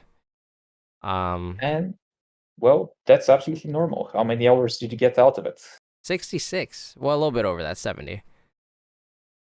It's still Which is actually quite a good number. which is more than I've played in games in the last couple of years. Because for me, free time is a little hard to come by. I So, see. as a game developer, I've spent less time playing video games, which is very unfortunate because I'm a gamer first before I was a game developer. But I'm happy to hear that you've been playing more games that you've since you've become since you've entered the industry, and I think that's when I play games, my developer brain never really quite turns off. How is that for you?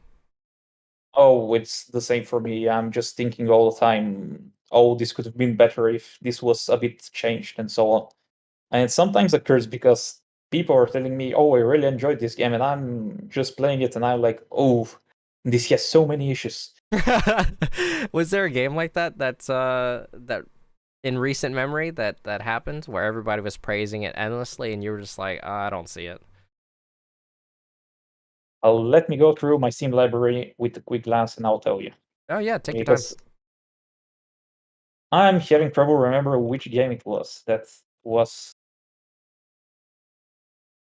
I mean, I have a few games like that myself, right? I like games like Tomb Raider and uh Borderlands 3 to be specific, though I think that Borderlands 3 hasn't had too much critical acclaim, but I do hear that a lot of people talk highly of it. Well, I think it's a serviceable game. I think there are a lot of issues with it.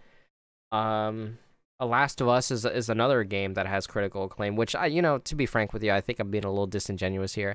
I think that game is very good, but at the core, I think that my gripes were that it's not innovated. The gameplay is, well, to be frank with you, generic in both.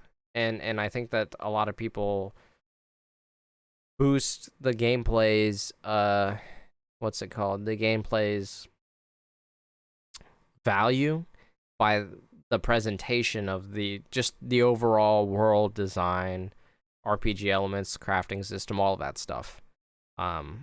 But yeah, that's a game in recent memory that I remember telling people, like, while I really enjoyed it, there's nothing about this game that brings any amount of value to the gaming industry other than graphical quality. And you could argue story, but that's topic for another time. Yeah, that is, well, yeah. But I mean, the story is like I said, the presentation, what's it called? Presentation writing, that's stuff that, like, that's invaluable to the industry. But when it comes to terms like actually pushing the boundaries of a video game, I think that it did well in utilizing different forms of interactive media, but at its core, I think gameplay wise, I think that it's quite lackluster. Indeed. So I just found the game that I actually had some problems with Yeah. because of my game designer brain. That's Hollow Knight. Oh, wow. I actually really love that game. Go ahead. Go. Hey, the floor is So yours. the industry is up at what's wait a second, I need to formulate my sentences. It's past midnight now, so Oh, I am so sorry. And as an English it is second alright. language speaker, I totally understand your thought process. So the world in that game is absolutely gorgeous, and the gameplay systems are amazing. But there are just a few places that really bummed me out when playing it. For example, the Bench Guardian boss. Mhm. I had some big trouble with it because I felt like, you know how older Souls games had the trouble of how I need to now go through these 5 enemies to go back to the boss, and it felt like you had to go through 10, 20 enemies maybe to get back to the Bench Guardian. Maybe Mhm. I wasn't on the right bench, but it just felt punishing that suddenly there's this guy that's guarding the bench that's obviously marked on the map, and instead of me saving in a place that I really needed to save on, suddenly I need to fight the boss. And another thing was there were these flies in that were shooting like crystal things that linger on the ground. I'm not exactly sure how was their name, but I had some trouble dealing with them for reasons that I tend to be an aggressive gamer, and they forced me a bit into, Unreal Tournament Doom. Suddenly, I have to wait for this guy to attack me, and then I need to counterattack him, which oddly enough brought memories of how Assassin's Creed combat worked, but Mhm. it just didn't feel exactly correct Yeah. because they tend to hold animations for a bit too long, at least for my eyes. I'm not sure if I'm wrong or something, but they hold animations for too long, and I feel like I have to be ready to jump. And basically, those are my two gripes with it. But I think it's more comes down to my own problems with it. I mean, oftentimes I feel like when I play a video game, I I want to say like, well, maybe it's just me that has a problem with the game, right?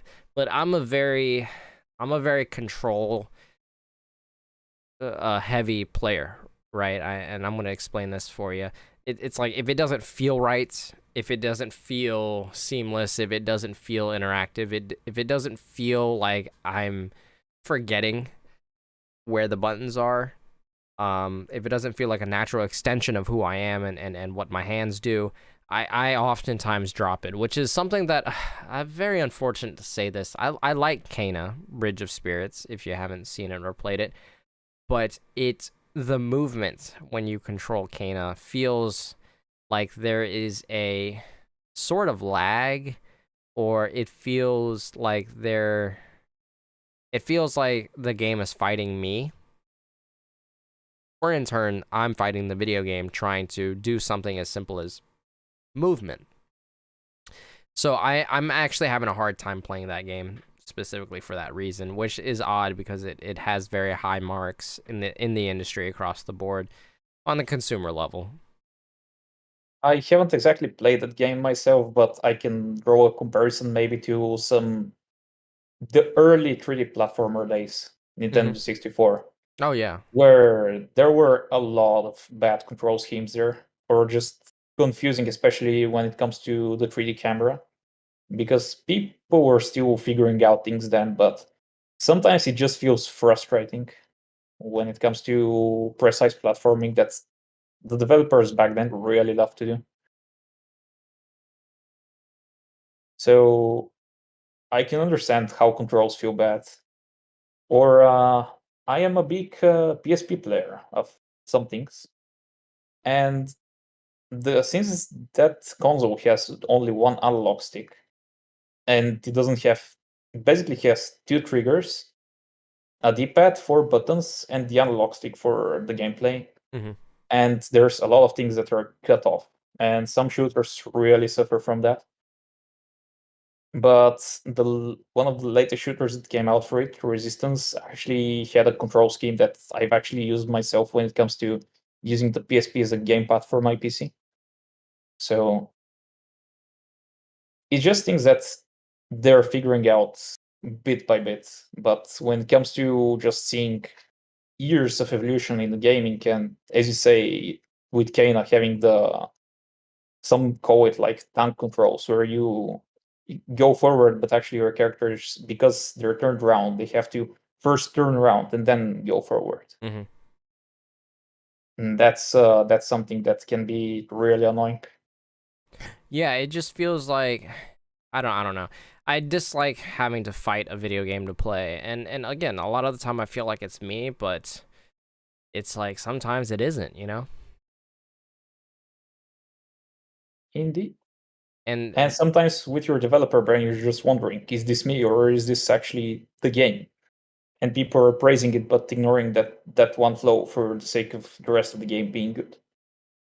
yeah, and it usually starts at the base level. Like Mario 64, I will always praise to the end of time.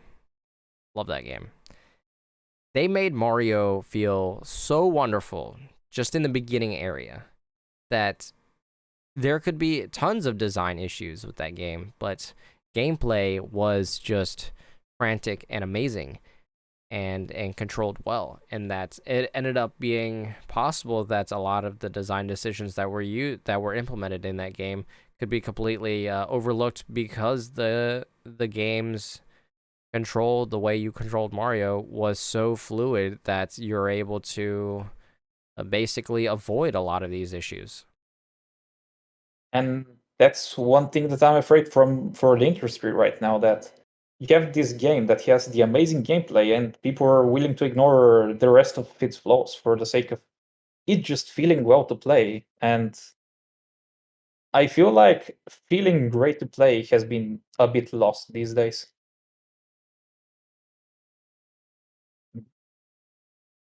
Sorry Do to go back No, to it's all good. that part, but We can always go back a little bit if you want to expand on that. I was just about to hit the closing questions for you, but go ahead. well, that's about it. That's back then developers felt a lot more like they were focused on the core loop of the game, Mhm. and that's something that's been rather missing these days. Yeah, and I feel like again when people touch on that kind of stuff, when they make a gameplay loop as short as like 30 seconds, right? Because that's something that Halo just it's like it does well. Halo Infinite does well, right? The gameplay loop has been shortened to like 30 seconds, and it feels immaculate. The problem is that the lack of content. And there are a lot of people who can overlook that, right? There are a lot of people who can just, like, I like the gameplay loop. It is what it is. I play the game. I enjoy it.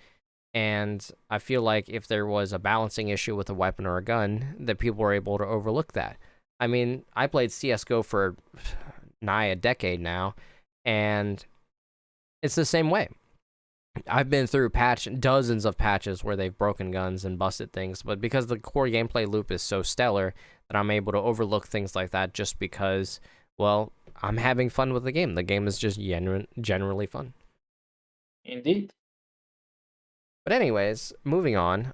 Thank you so much for having me interview you, and thank you so much for just sitting around and talking games with me. What's one piece of advice that you can share with our listeners today? Communicate, people, please. Something that you create, it may be for you, but you need to really communicate your idea to others. Otherwise, the idea will be lost.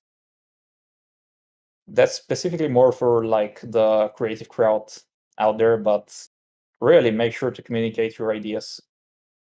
Even if you make it yourself, make sure you communicate the idea of your idea in a way. And is there If one piece of advice that you could give for people who are looking to get into the industry? get creating, that's the most important thing. You can plan all you want, but until you create something, you're still no one.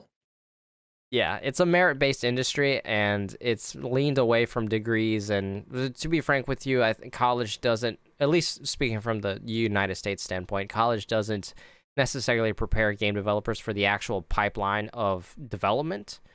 So yeah, to expound on that, just create. If it's bad, that's fine. You've made something. You are 75% ahead of people who have never created anything in their lives. So Even if it's bad, you can still learn, and that's a learning experience for what not to do next time. So again, thank you so much, Troll. I really appreciate your time and your interest in doing this. So thank you everybody who is listening. This has been Industry Insider. Again, Troll here is a accomplished game designer, programmer, and creator for the last 8 years, and he has had Unreal Engine experience for the last 20. Thank you guys. Have a great night.